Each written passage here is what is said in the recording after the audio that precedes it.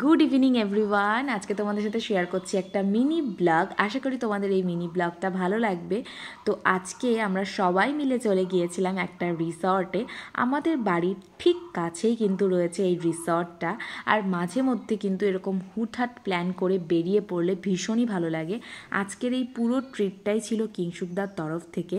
Actually অ্যানিভার্সারির দিন, মানে মিমি আর কিংশুকদার অ্যানিভার্সারির দিনই কিন্তু যাওয়ার কথা ছিল, বাট সেটা হয়নি। তবে আজকে কিন্তু আমরা চলে এসেছি আমি, সুরজিৎ, মিমি, কিংশুকদা আর আমার ছোট্ট কিয়ান সোনা, সাথে কিন্তু মাও কিন্তু চলে এসেছে। দেখতেই পাচ্ছ সুন্দর দোলনায় বসে দোল খাচ্ছি আর ভীষণই মজা লাগছিল। বাইরে একটা সুন্দর হাওয়া চলছিল যেটা একদম মন প্রাণ জুড়িয়ে যাচ্ছিল আমাদের।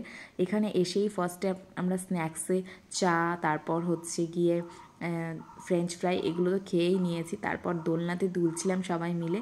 আর আমার এই ছোট্ট কিয়ান সোনা আজকে ফার্স্ট টাইম কিন্তু দোলনায় দুলছিল। মা, আমি, মিমি সবাই মিলে একসাথে কিন্তু অনেক ফটো তুলে নিয়েছি।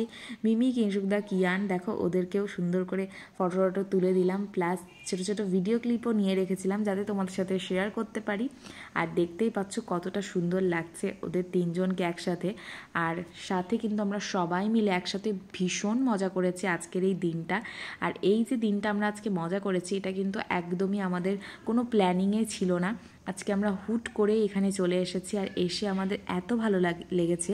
অ্যাকচুয়ালি আমি, কিংশুকদা, সুরজিৎ, মানে আমি আর সুরজিৎ একবারই এসেছি, কিন্তু কিংশুকদা এখানে বহুবার এসেছে। তবে মিমি আর মার কিন্তু এখানে ফার্স্ট টাইম আসা। মিমি আর মার কিন্তু এই জায়গাটা ভীষণ ভালো লেগেছে। অনেকটা বড় একটা জায়গা নিয়ে কিন্তু এই রিসর্টটা ভীষণই সুন্দর আর ভীষণই ভালো লাগছিল।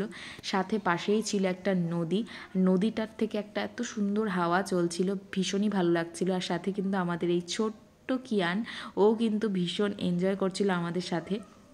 বিকজ ওকে দেখো, আমরা আজকে ফার্স্ট টাইম দোলনায় ওঠালাম, কারণ ও দোলনাতে এখনও ওঠেনি।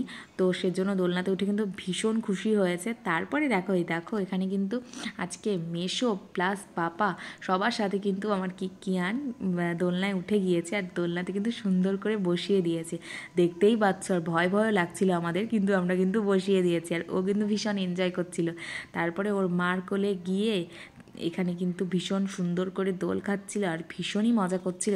তোমাদের এই মিনি ব্লগটা কেমন লাগলো সেটা কিন্তু অবশ্যই কমেন্ট করে জানাবে। আর সাথে কিন্তু আমার চ্যানেলটাকে সাবস্ক্রাইব করে রাখবে, যাতে এই ফুল ভিডিওটা কিন্তু তোমরা আমার চ্যানেলে দেখতে পারো, সেই জন্য। আর নোটিফিকেশানটাও প্লিজ অন করে রেখো। তো দেখতেই পাচ্ছ সুন্দর এখানে ওর মা কিন্তু ওকে দোল খাইয়ে দিচ্ছিল, সাথে কিন্তু আমিও ওকে দোল খাইয়েছি। তো চলো আজকের এই মিনি ব্লগটা এখানেই শেষ করছি। Tata, bye bye.